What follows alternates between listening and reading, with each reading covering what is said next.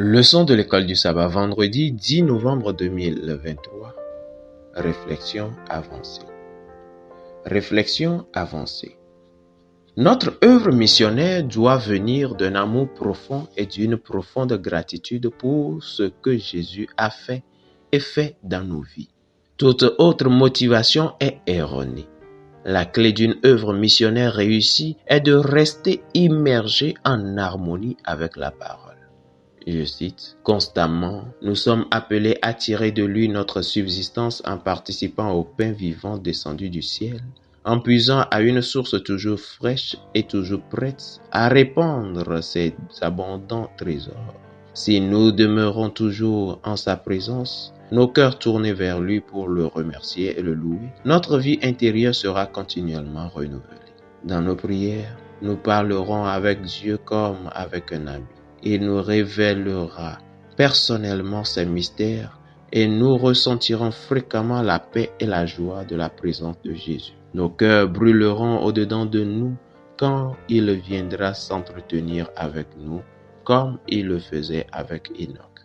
Dans cette expérience sera véritablement celle du chrétien et se dégagera de sa vie une simplicité, une humilité, une douceur, une tendresse qui montreront à tous ceux qui l'entourent qu'il a été avec Jésus et qu'il a reçu ses instructions.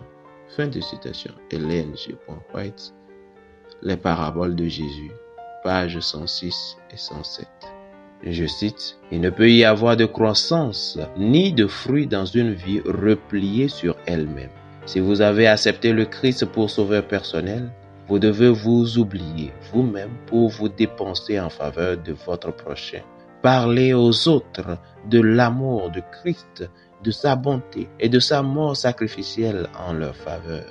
Dans la mesure où vous recevrez l'esprit du Christ, esprit de désintéressement et de sacrifice en faveur du prochain, vous grandirez et porterez du fruit. Votre foi s'affermira, vos convictions s'approfondiront, votre amour deviendra parfait. » Fin de citation. Les paraboles de Jésus, page 51. Discussion.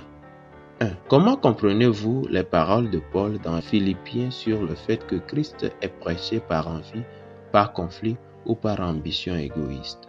Comment pouvons-nous nous assurer de ne pas faire exactement la même chose?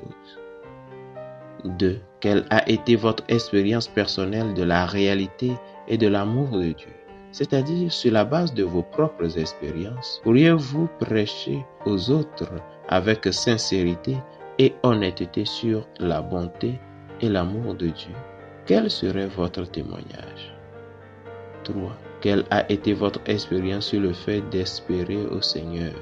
Et que vous a-t-elle enseigné sur la confiance en lui et sur la foi en général? Fidèles auditeurs et internautes, que Dieu vous bénisse et qu'il vous garde. Puissions-nous faire des expériences personnelles avec Dieu, recevoir le Saint-Esprit et avoir l'esprit ouvert pour comprendre parfaitement et assimiler la parole de Dieu. Et ainsi nous préparer en attendant la réception du Saint-Esprit, puis aller en mission pour la gloire de Dieu et gagner des âmes pour Christ. N'oubliez pas, cette nouvelle semaine, nous avons 2 défis. Défi 1. Pensez à une personne que vous aimeriez être croyante. Priez chaque jour pour qu'elle ait une expérience personnelle avec Jésus. Défi 2. Qui préparez-vous au discipulat et à une relation avec Jésus? Cherchez des moyens de l'amener à entrer en communion avec d'autres croyants. Puissions-nous, par la grâce de Dieu, relever ces défis et continuer par prier pour nos 10 disciples pour que très bientôt nous soyons nombreux à participer au grand festin divin au nom de Jésus. Amen.